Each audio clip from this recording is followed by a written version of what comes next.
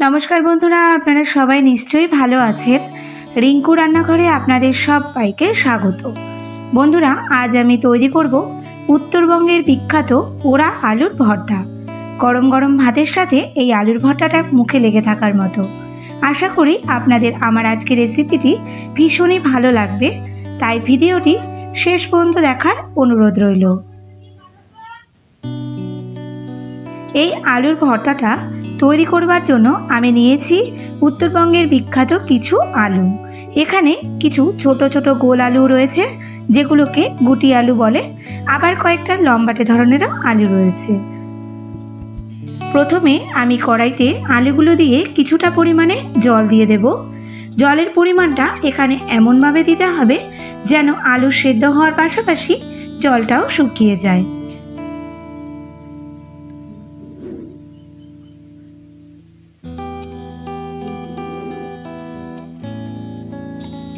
साथे आमी देब हाफ चामच लवण। लवणटा दिए एकटू मिशिए नेब, एते करे ताड़ाताड़ी सेদ্ধ हबे एबं आलुर मध्य लवणटाও ढुके जाबे। एरपर आमी हाई फ्लेमे किछुक्षण फुटिए निये माझे माझे एकटू चेपे चेपे देखे नेब आलुगुलो सेদ্ধ हलो किना। एखाने देखुन बंधुरा आलुगुलो अलमोस्ट सेদ্ধ हये गेछे। एखन आर ढेके देब ना, এইভাবে জলটা শুকিয়ে নেব। কিছুক্ষণ পর আলু থেকে জলটা পুরোপুরি শুকিয়ে গেলে এর মধ্যে এখন আমি দেব 4টে কাঁচা লঙ্কা ও কয়েকটা রসুন। ঝালটা কিন্তু অবশ্যই আপনারা যেমন খাবেন তেমনটা বুঝেই এখানে দেবেন। এখন আলু, রসুন ও কাঁচা লঙ্কাগুলো নাড়াচাড়া করে বেশ ভালো করে ভেজে নেব। আমি এটা শুকনো অবস্থাতেই ভাজবো। আপনারা চাইলে অল্প একটু সরষের তেল দিয়েও কিন্তু এটা ভেজে নিতে পারেন। ভাজতে ভাজতে যখন একটু পোড়া পোড়া গন্ধ বেরোবে তখন এটা নামিয়ে আলাদা একটা পাত্রে রেখে দেব। দেখুন একটু পোড়া পোড়া হয়ে গেছে এবং গন্ধটাও বেশ পোড়া পোড়া বেরিয়েছে। এই রকম হলেই কিন্তু এই আলুর ভর্তাটার টেস্টটা পারফেক্টলি আসে। आलूगुलो नामिয়ে নেওয়ার পর এরপর কড়াইতে আমি দিয়েছি 2 টেবিল চামচ তেল এবং তাতে দেব দুটো পেঁয়াজ কুচি। পেঁয়াজটা দিয়ে এখন ভেজে নেব ঠিক যেমন বেরেস্তা ভাজি তেমনটা।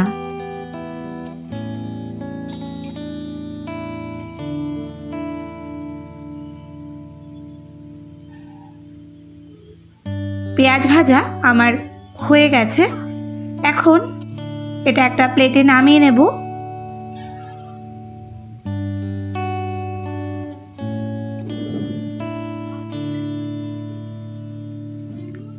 এরপর আমি ওই তেলেই 4টে শুকনো লঙ্কা ভেজে নেব। এই ভেজে নেওয়া শুকনো লঙ্কা ও পোড়া কাঁচা লঙ্কা দিয়ে যখন আলুটা মাখা হবে তখন দেখবেন এর গন্ধে আপনার জিভের জল আর আটকে রাখতেই পারবেন না। লঙ্কাগুলো ভেজে এখন তুলে নিচ্ছি। এরপর আলুর ভর্তাটা রেডি করে নেব। তার জন্য আলুগুলো ভালো করে খোসা সমেত ম্যাশ করে নেব। এই পোড়া আলুর ভর্তাটার বিশেষত্ব হলো এই আলুর খোসা সমেত এটা খাওয়া। তাছাড়া আলুর খোসাতে কিন্তু প্রচুর পরিমাণে ভিটামিনও থাকে। আলুটা ম্যাশ করতে করতে বলি বন্ধুরা, আপনারা যারা এখনও আমার চ্যানেলটি সাবস্ক্রাইব করেননি তাদের কাছে আমার রিকোয়েস্ট, আপনারা এই রকম বিভিন্ন জায়গার রান্না যদি আরও দেখতে চান তবে আমার চ্যানেলটি সাবস্ক্রাইব করে আমার পাশে থাকবেন এবং পাশে থাকা বেল আইকনটি ক্লিক করে দেবেন যাতে আমার পরবর্তী ভিডিওর নোটিফিকেশনটি আপনার কাছে সবার আগে পৌঁছে যায়। এর সাথে সাথে আমার পুরনো বন্ধুদের আমার পাশে থাকার জন্য জানাই অসংখ্য ধন্যবাদ। আলুগুলো ভালো করে ম্যাশ করে নিয়েছি।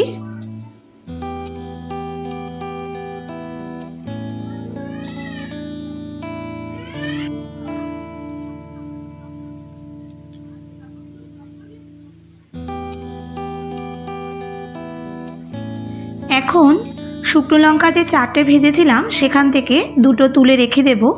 পরে যদি ঝাল আর একটু লাগে তবে এটা তখন দিয়ে দেব। এরপর স্বাদমতো লবণ দিয়ে লঙ্কাগুলোকে আগে মেখে নেব। লবণ যেহেতু আলু সিদ্ধ করার সময় দেওয়া আছে, তাই সেটা বুঝেই এখানে আমি লবণটা দিয়েছি। লঙ্কার সাথে ভাজা রসুনগুলো আমি মেখে নিচ্ছি।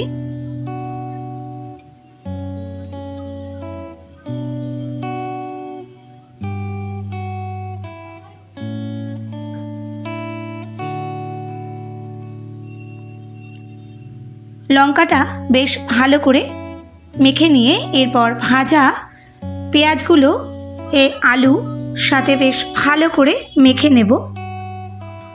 এই ভাজা পেঁয়াজ দেওয়াতে এই আলু পোড়ার গন্ধটা কিন্তু খুবই সুন্দর আসে, তাই এখানে ভাজা পেঁয়াজটা অবশ্যই দিতে হবে।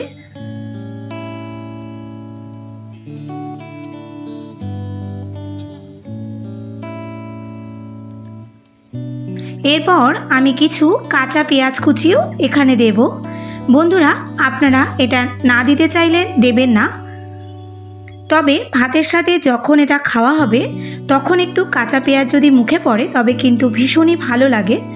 সাথে দিয়েছি কিছুটা ধনেপাতা কুচি আর দিয়েছি কিছুটা পরিমাণে কাঁচা সর্ষের তেল। ভর্তাতে এই সর্ষের তেলটা কিন্তু মাস্ট, এটা না দিলে ভর্তার আসল স্বাদটাই পাওয়া যাবে না। সব কিছুর সাথে এখন ভালো করে মেখে নিচ্ছি, আর এইভাবে মেখে নিলেই তৈরি হয়ে যাবে উত্তরবঙ্গের বিখ্যাত পোড়া আলুর ভর্তা। গরম ধোয়া ওঠা ভাতের সাথে খেতে যেমন এটা ভালো লাগে, তেমনি আমার পছন্দ রুটির সাথে খাওয়া। বন্ধুরা, আপনাদের নিশ্চয়ই আমার আজকের রেসিপিটি পছন্দ হয়েছে।